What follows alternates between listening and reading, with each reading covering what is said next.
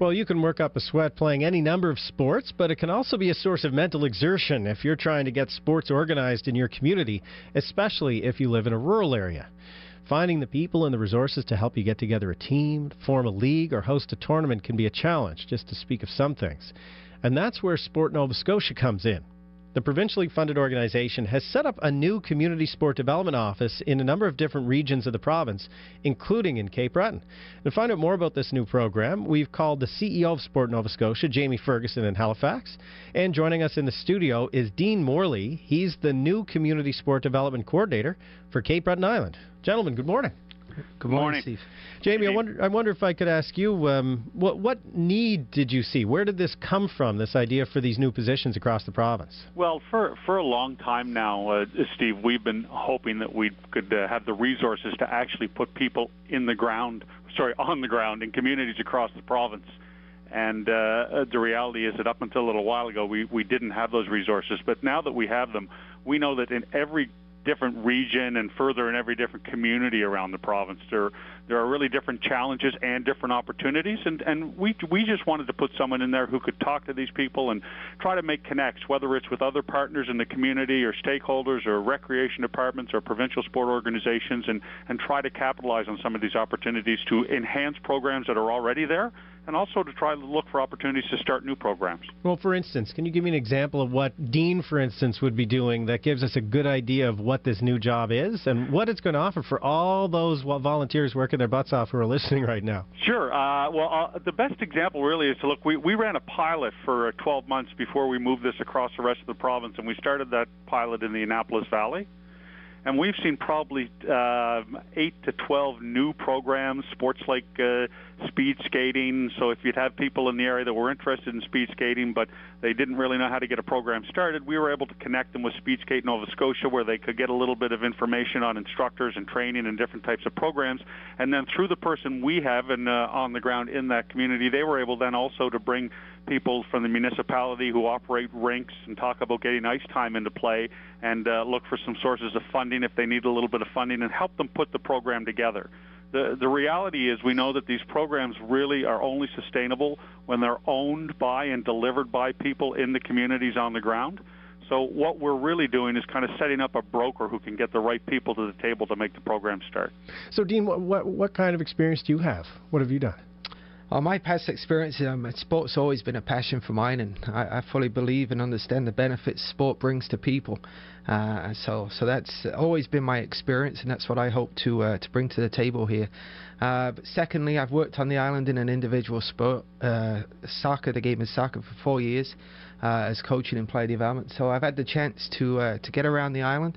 And now I'm really excited to try and extend that through multi-sports and try and create and provide opportunities to build and introduce new sports, as Jamie says, has worked so well in the Valley. And you're originally from another island, right? Another little island across the pond, yeah, England, Nottingham, England. So I've been on Cape Breton now since 2004. Live here with my wife, and to me, this is the place I call home now. I'm very proud to be a member of Cape Breton. And you're calling it soccer. I'm trying. It hurts a little bit. And you've been assistant coach with the men's soccer team at CBU as well? Yeah, I started there as a player, where I was a captain for 3 years, and then moved into a coaching position. And I've tried to use that opportunity over the last 5 years to integrate community sport development with the university and with the community, and hopefully now in a position with a great organization to extend those roots even further. Now, Jamie mentioned there that this is a way to take some challenges and make them into opportunities, or that realizing some of these challenges facing sport volunteers across the province can be made into opportunities. From what you've seen from working as a volunteer and working as a professional in the field, give me some examples of what you think would be some of the priorities you'd like to address in your new job. I think first and foremost, I'm only 3 months into it, so it's going to take a long time to really get a grasp and work with people, and that's what it's going to be all about, is working and connecting with people. But I think obviously we know that Cape Breton's a large geographic area with a lot of rural communities, and so it's really a focus of mine to get out and meet these people and connect with them face to face, and build relationships so that we can identify these needs and challenges, but also discover these opportunities and link them to the right people, the the correct resources and funding opportunities so that we can help support them in their great efforts as volunteers, because as we know, the sports system is volunteer driven. And I hope now to be on the ground and help support them in every way possible. Jamie, Dean is off to a sports summit today, a community sports summit in Port Hawkesbury. Yeah, it's actually next week now, given the weather. Oh, okay, right on, next week. So when is it?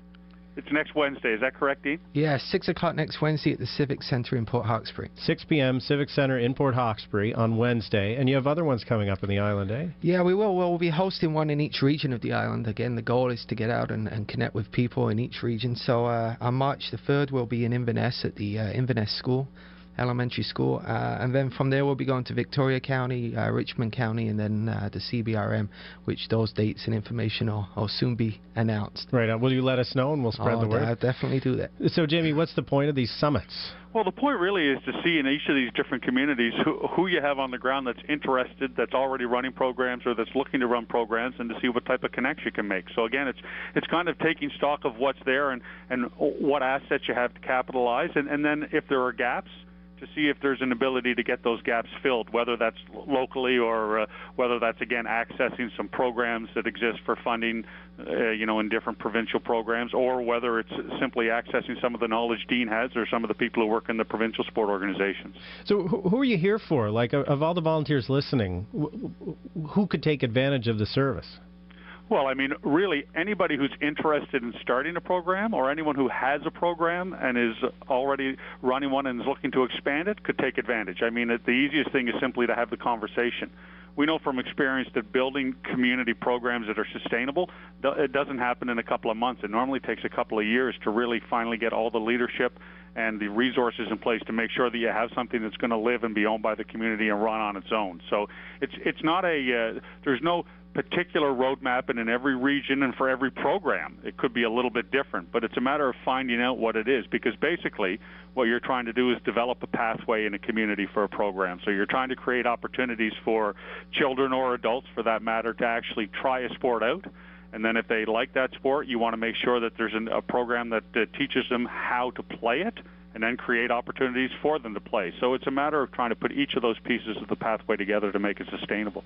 All right, gentlemen, thank you very much. Good luck. We'd like to talk about it more in the future after you get your sea legs there, Dean. I'd enjoy that. That'd be excellent. Thanks, Steve. Jamie Ferguson is with Sport Nova Scotia. Dean Morley's the new Community Sport Development Coordinator in Cape Breton, and he'll be having a sports summit in Port Hawkesbury next week. Checked your home insurance bill lately? When Mike Hamilek of Winnipeg did, he couldn't believe his eyes. He hadn't filed a claim in 20 years, but this year his insurance rate almost doubled. Find out why it could happen to you on The Story from Here.